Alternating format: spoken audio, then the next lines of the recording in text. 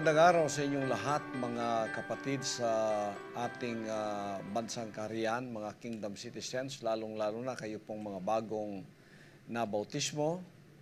Narito po ako muli para sa ating pangalawang leksyon. Akin pong mana ng kapahayagang aking ituturo sa inyo kung paano maging malapit sa Ama. Ito na yung pasimula ng ating pagiging malapit sa Kanya. Unang-una, dapat maging anak muna niya tayo. Mula sa pagiging anak ng demonyo, nung hindi pa natin isinuko ang ating serpensido, yung binhi ng ahas, ng ating paggawa ng sarili nating kagustuhan, kalooban, tayo ay konektado pa sa espiritu ng pagsalangsang sa kalooban ng Ama. Kaya't gusto man natin o hindi, tayo ay anak ng masama, anak ng demonyo na siyang luminlang sa ating unang magulang. Ngunit ngayon, naririto tayo pagkatapos natin nakapagsisik, isinuko ang hindi kalooban ng Ama, ang kasalanan, ang paggawa ng sariling kalooban, na wala yung binhi ng ahas sa atin, at tayo ngayon ay nagkaroon na ng espiritu ng pagsusunod sa kanyang dakilang kalooban. At naging mga anak na tutungtong, susunod, at tayo'y tatalima sa kanyang mga salita na magiging buhay na natin sa ating puso, sa ating isipan. Iyan ay nakasulat. Katuparan niyan ang sinasabi ng Santiago Kapitulo 4, versikulo 8, nang sasabing, magsilapit kayo sa Diyos at siya'y lalapit sa inyo. Mangaglinis kayo ng inyong mga kamay, kayong mga makasalanan, at dalisayin ninyo ang inyong mga puso, kayong may mga dalawang akala. Ito, mga kapatid, ang paraan upang tayo makalapit sa Kanya. Magsisi at lalapit siya sa atin. Sinabi niyang, mangaglinis kayo ng inyong mga kamay. Ang ibig sabihin, ang karumihan ay atin ng itakwil. Iyon ay ang paggawa ng ating sariling kalooban. Karumihan sa Diyos yun. Kaya tayo ay naging makasalanan.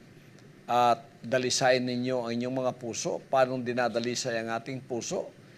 Tanggapin natin ang espiritu ng pagsusunod sa kanyang dakilang kalooban. At ang ating puso ay malilinis sa pagkakaroon ng dalawang akala o yung mapagdudang puso.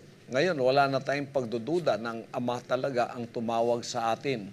At tayo ay panatag na sa ating kalooban na tayo nga ay mga anak na ng Diyos na pumasok na sa kasunduan na ang kanyang salita, ang kanyang mga kagustuhan o ang kanyang kalooban ang atin nang susundin. Tuturuan tayo ng Ama ngayon kung paano tayo ay makisama sa Kanya. Tuturuan tayo kung paano tayong makipag-usap sa Kanya. Unang-una, ang pakikipag-usap sa Ama ay sa pamamagitan ng pagdadalangin. O yung pagdadalangin natin, nakikipag-usap tayo sa Kanya at Siya naman ay nakikipag-usap sa atin.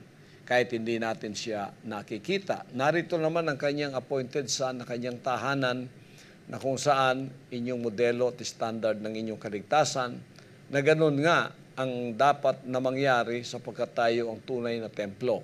Kaya't ang paraan ng pagdalangin ay sa ganitong ayos.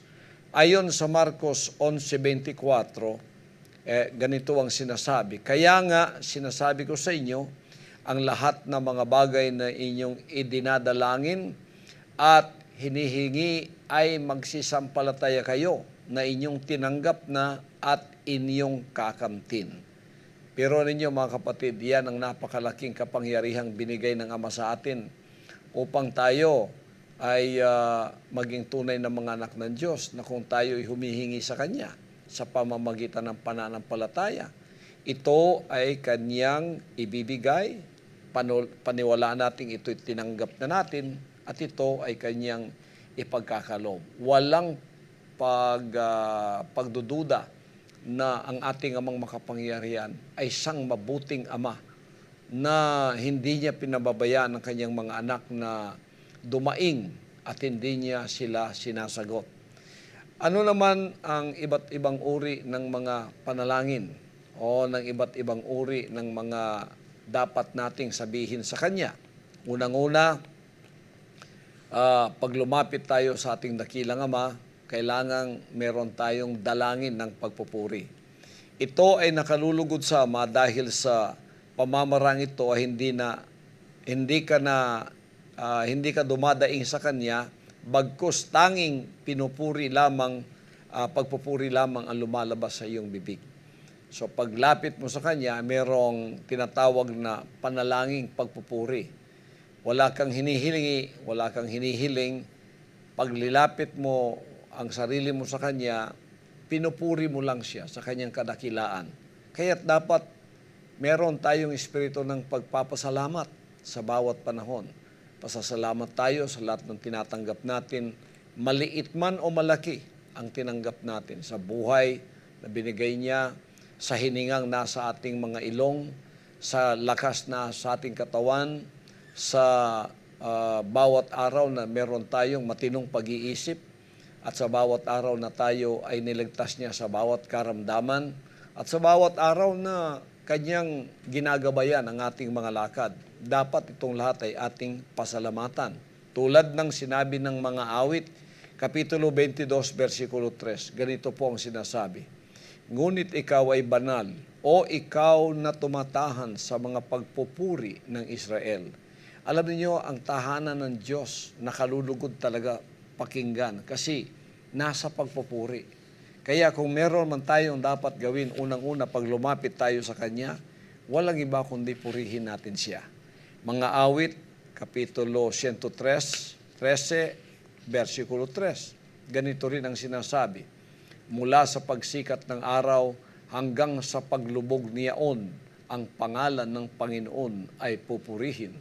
Pero yun, pagbangon natin sa umaga hanggang sa paglubog ng araw, pupurihin natin siya sa bawat pagkakataon na ating nakakamtan.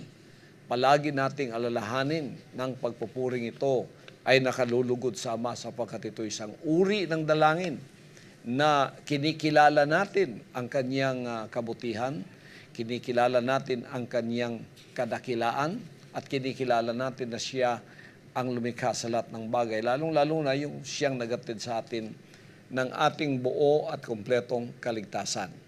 Pangalawang klaseng dalangin ay ang panalangin ng kahilingan.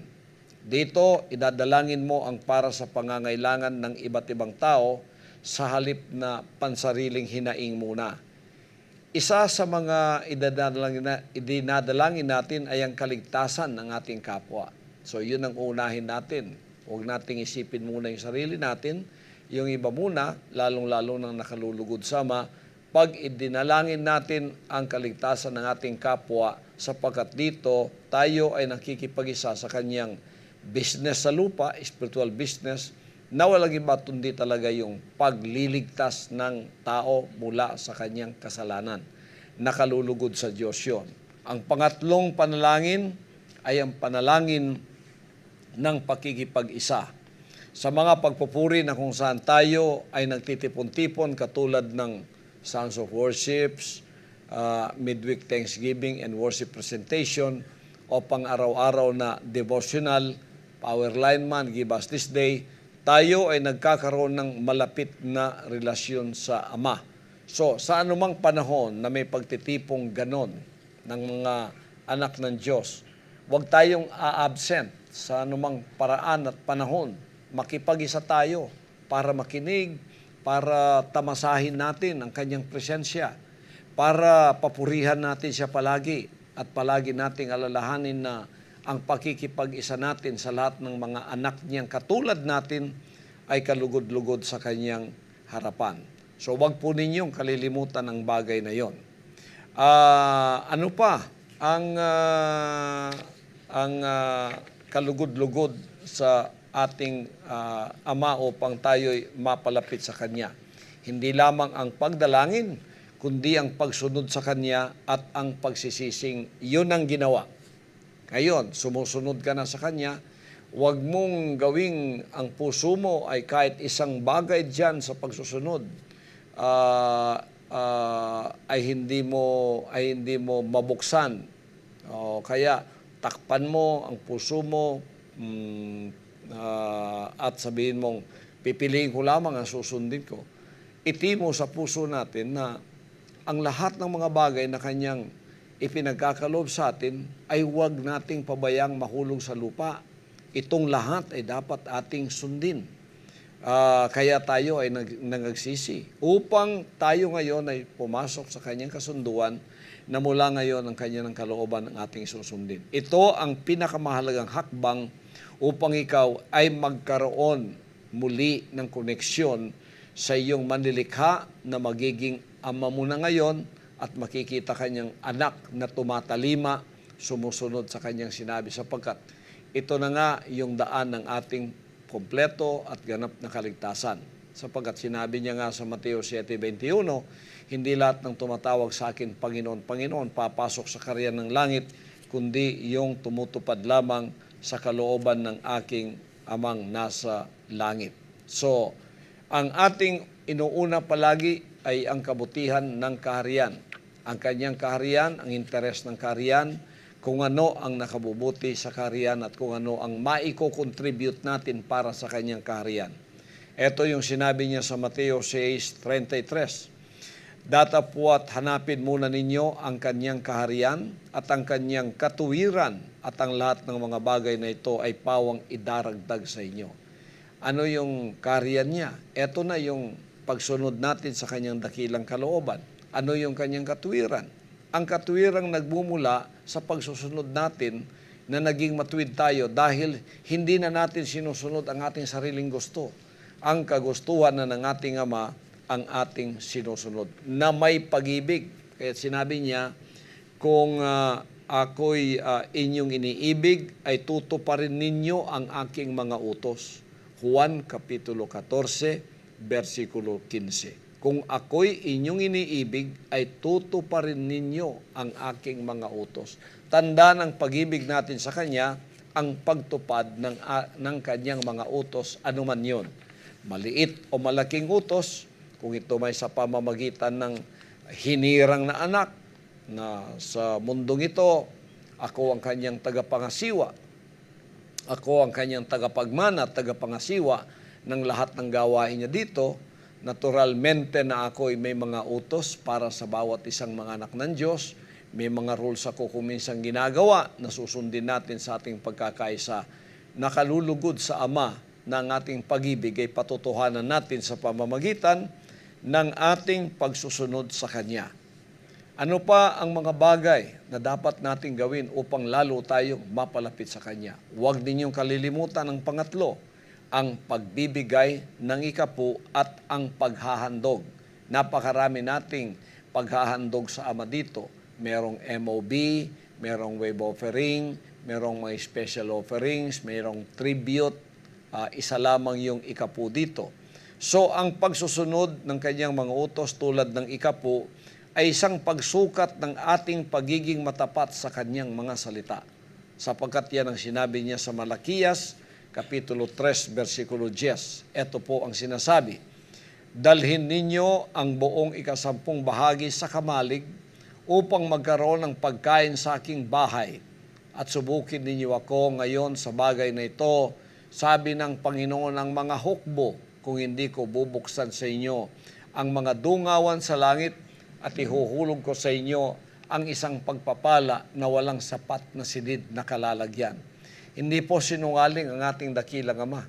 Bilang modelo ninyo, sinusunod ko ang mga patakarang ito sa pangpinansyal na pagbibigay at hindi naman ipinagkait ng Ama ang pagtupad ng Kanyang mga pangako sapagkat ito'y mga pinansyal na mga batas na anak tayo ang unang sumusunod nito. Kaya hindi tayo maaaring makapasok sa Kanyang bahay, sa Kanyang kaharian, pagkasinuway natin ang bagay na ito. Tayo ay gagawing magnanakaw at hindi na niya tayo pagkakatiwalaan pa ng Kanyang kaligtasan na kung saan natanggap natin na walang bayad, ito'y sa ating pagpapalang mula sa Kanya na hindi niya ipinabayad ang Kanyang kaligtasan. At tayo ngayon ay meron namang talagang obligasyon na tayo ay magbigay ng ating ikapo upang tayo ay mawala tuluyan sa sumpa at tayo ay lalong pagpalain. Biro nyo, bawat isang anak ng Diyos tutuparin ang pagbibigay ng kanilang ikapo. Ano ang kanyang pangako? Sinabi niya, subukin ninyo ako ngayon sa bagay na ito, sabi ng Panginoon ng mga hukbo, kung hindi ko bubuksan sa inyo ang dungawan sa langit at ihuhulog ko sa inyo ang isang pagpapala na walang silid na kalalagyan. Bawat isang mga anak ng Diyos, sila ay pagpapalain ng sobra-sobra, kaya't walang karukhaang mananatili sa loob ng kanyang kaharian, sapagkat ang lahat ay tatanggap ng pagpapalang ayon sa kanyang ipinangako. Pag-ibig nating sumunod. Kaya walang isang kingdom citizen na pumasok sa kasunduan ng pagsusunod sa kanyang kalooban pagkatapos hindi susundin ang mga bagay na ito.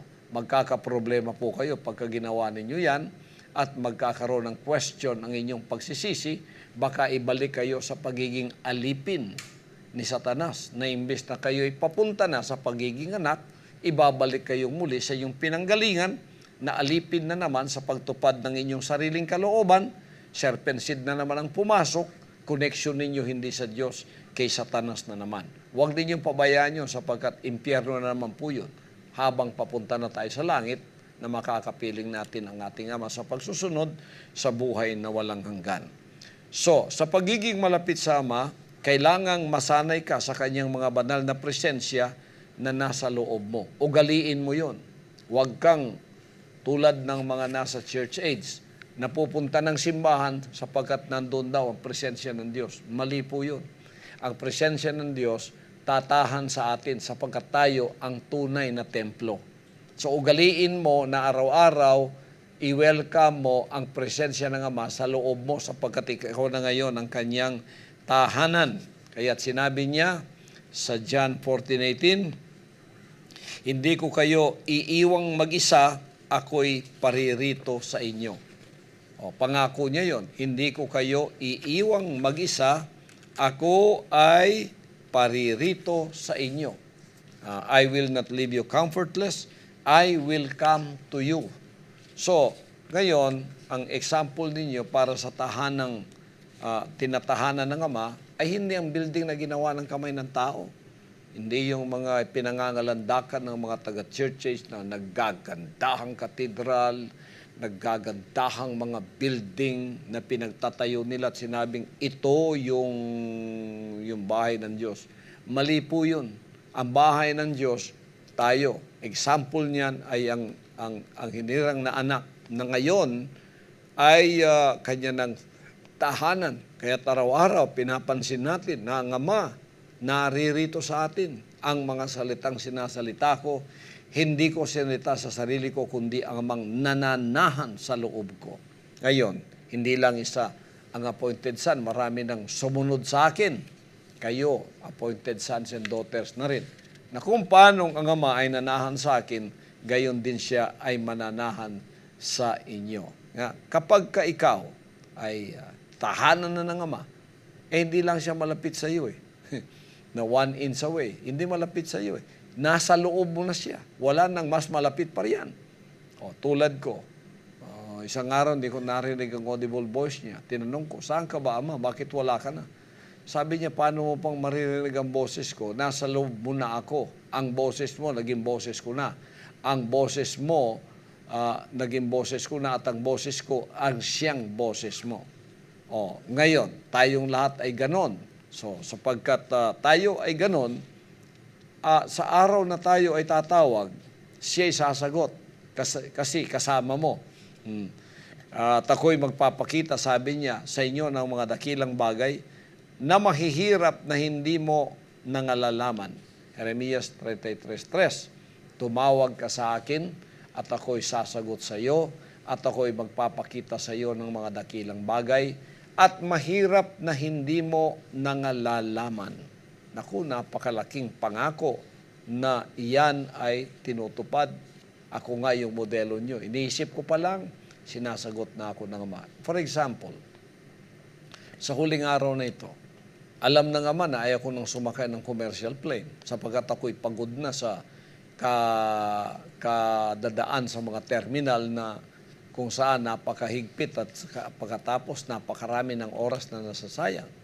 Iniisip ko pa lang mga kapatid, ang amay gumawa na ng paraan para bigyan ako ng sarili kong eroplanong pansarili na ngayon ay malaya akong gagamitin saan man ako pupunta from Davao City, from the New Jerusalem to any part in the world. Iniisip ko pa lang, sinagot na niya. Napakalapit niya. Bakit? Nasa loob siya ng anak, pagkataganak ang kanyang tahanan. Kapag siya ay nanahan sa iyo, mamanahin mo ang kanyang mga pangako. Yung lahat ng mga salita niya, magiging iyo. Kasi anak ka na rin tulad ko.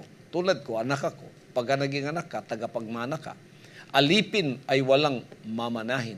Ang mga anak lamang ang magmamana. So, pangangalagaan niya ang iyong kabalisahan sa makatuwid manunumbalik sa iyo ang kagalakan. Ang ama ang siyang nag-aalala sa iyong mga suliranin, bagamat hindi mo malalaman at maunawaan ang kanyang kapamaraanan. So, pagka nasa sa iyo na ang presensya niya, hindi lang ka malapit sa kanya, wala nang mas malapit pa sa amang tumatahan na sa loob mo. Nandidiyan ka, nandidiyan din siya, nagkikita kayo araw-araw, ano pang magiging problema mo pagkatapos niyan? Kapangyarihan yan na ibinigay sa atin. Tingnan mo ang sinabi niya sa Juan 1:12, datapwat ang lahat ng sa kanya'y nagsitanggap ay pinagkalooban sila ng karapatang maging mga anak ng Diyos sa makatuwid bagay ang mga nagsisampalataya sa kanyang pangalan. Kapangyarihan na maging anak ng Diyos, tahanan ng kanyang espiritu na hindi na tayo dapat maghikahuspa para tayo ay humingi at para tila bagang tayo'y lumuluhod na, nagmamakaawa na, ang ama nating sinasabi nating mabuti, hindi pa tayo sinasagot. Hindi po ganon ang ating ama. Ang ating ama ang siyang pinakamabuting ama sa balat ng lupa, sa buong sanlibutan na kanyang nilikha. Ito ay para sa atin sapagkat sa ganang ito na nakapag-produce na siya ng tunay na anak na magmamana, na umuna ako at nalaman ko ang mga bagay na aking sinasabi, ganon din kayo na iminumulat ko sa katotohanan sapagkat tulad nga ng sinabi ko sa inyo, ako ang unang ginawa niyang anak. Ginagamit niya ako ngayon upang sumunod kayong maging kanyang mga anak na mapalapit sa kanya, hindi malapit na nasa labas mo kahit 1 pulgada, malapit na wala nang lalapit pa kundi nasa loob mo na siya. Ito ang hindi mapapantayang gantimpala ng naghintay para sa taong sinasaliksik ang kalooban ng dakilang Ama. Hindi lamang tayo ngayon mga taong ordinaryo, mga anak na niya tayo. Tayo ay lalago, bibigyan ng kaalaman, karunungan at pangunawa kung sino ang Ama nating makapangyarihan. Araw-araw lumalago tayo. Araw-araw nararagdagan ng ating mga kalaman sa Kanya. Ang mga kalooban niya araw-araw ipinababatid sa atin. Araw-araw ang Kanyang mga kagustuhan nalalaman natin. Lumalawak, lumalalim ang ating mga pagkaunawa sa Kanya. Yan ang espiritual na paglago na hindi lamang mapapalapit ang Diyos sa atin, kundi tunay ngang siya ay mananahan sa atin at tayo ay Kanyang magiging katawan. So sa paghihintay natin ito, sa mga lessons na aking itinuturo, itong pangalawang leksyon ito ay mahalaga tulad nung una. Marami pa tayong pag-aaralan, mga kaibigan, mga kapatid at mga anak ng Diyos na pumasok na ngayon sa bansang Karian bilang mga kingdom citizens. Ang kalakasan ibibigay sa inyo. Yan ang sinabi ng Isaiah, Kapitulo 40, versikulo 31. Ngunit silang nangaghihintay sa Panginoon ay magbabagong lakas. Sila'y paiilan lang na may mga pakpak na parang mga agila. Sila'y magsisitakbo at hindi mga papagod. Sila'y magsisilakad at hindi manghihina. Kaya dynamic tayo. Tingnan niyo, ang sanlibutan napapagod na tumingin sa atin. Bakit tayo ganito kalakas? Bakit tayo walang kapaguran? Sapagkat ang Ama ang nasa atin. Malapit siya, hindi gaano kalapit ng 1 inch, kundi malapit na wala nang lalapit pa, nasa loob natin siya. Kaya ang kanyang kalakasan ay nasa sa atin. Sapagkat hinintay natin ang kanyang dakilang kalooban. Hinintay natin ang kanyang dakilang kalooban na pinamalas niya sa pamamagitan ng pagpoproduce ng isang anak. Na nung lumitaw ng anak na hinintay ninyo kanyang mga salita, ipinamana sa inyo ng Ama, nagkaroon kayo ng panibagong lakas, pumapailan lang kayong may pakpak na tulad ng isang agila. Yang agila na yan, walang kapaguran yan. Pag yan ay pumailan lang sa kalawakan at sa kahanginan, kahit gano'ng kalakas ng hangin, hindi siya na huhulog o walang nangyayaring anumang masamang sakuna sa kanya. Sapagkat yan, ang agila at ang kanyang katawan ay ginawa para sa elementong kanyang pupuntahan. Tayo ganun din. Kaya tinahanan tayo ng Ama upang tayo ay kanyang magamit. Ang lakas natin ay walang humpay at ang ating kalakasan ay nananatili. Na tila baga tayo ay walang kapaguran. Tayo'y nagsisitakbo. Itong kingdom ministry, mga kapatid, araw-araw para tayong tumatakbo. At hindi nangapapagod. Hindi nagsasabing, pahinga muna ako, pagod na ako sa paglilingkod. Walang ganon. Inyong pastor naririto bilang appointed son. Walang kapaguran araw-araw. Sila'y magsisilakad at hindi manghihina. Sa ating paglalakad, sa katuwiran niya araw-araw, walang panghihina, walang nababackslide, nagpapatuloy ang lahat. Malapit sa Diyos. Gaano kalapit? Hindi 1 inch, hindi 2 inches away. Nasa loob natin siya. Tayo, tunay niyang mga anak na kanyang tatahanan. Alalahanin mo, ikaw ang tahanan ng Ama, nasa loob mo siya, ikaw ang kanyang katawan, siya ang iyong ulo, ikaw ang kanyang katawan, wala nang mas lalapit pa kaysa pagkalapit mo ngayon na naging anak ka ng katulad ko. So kung tuturuan natin ang iba kung paano lumapit sa Ama, simple lamang. Ang ating tinanggap katulad nung tatanggapin ng iba, ipabatid ninyo sa kanila. Magsisimuna kayo, makipag-identify kayo sa kanyang pangalan sa pamamagitan ng bautismo, pagkatapos na kayo pumasok sa kasunduan na hindi na ang kalooban mo ang susundin kundi ang sa dakilang Ama na. Pagkatapos, tuturuan ka na kung paano kang sumunod sa kanyang kalooban. Ako ang iyong gabay, tuturuan ka, didisiplinahin ka, ikokoreksyon ka, at gagawin kang isang matuwid, matapang at malakas na anak ng Diyos sa pagsusunod sa kanyang dakilang kalooban. Wala nang mas malapit pa sa Ama kaysa kanyang mga anak na ngayon ay naririto na sa lupang ito na pinagkalooban ng Espiritu ng pagsusunod sa kanyang dakilang kalooban. Pagpalain kayong lahat sa araw na ito, mga anak ng Diyos, hanggang sa susunod na leksyon natin, pangatlong lesson. Huwag po kayong mag-alala sapagkat ang mga lesson ito ay tuloy-tuloy hanggang sa inyong matapos. Ang gusto kong mapakinggan ninyong lahat na sunod-sunod na kalooban ng Ama bilang mana ng inyong kapahayagan. Pagpalain kayong lahat ng ating dakilang Ama, ang ating Panginoong Jesucristo. Amen.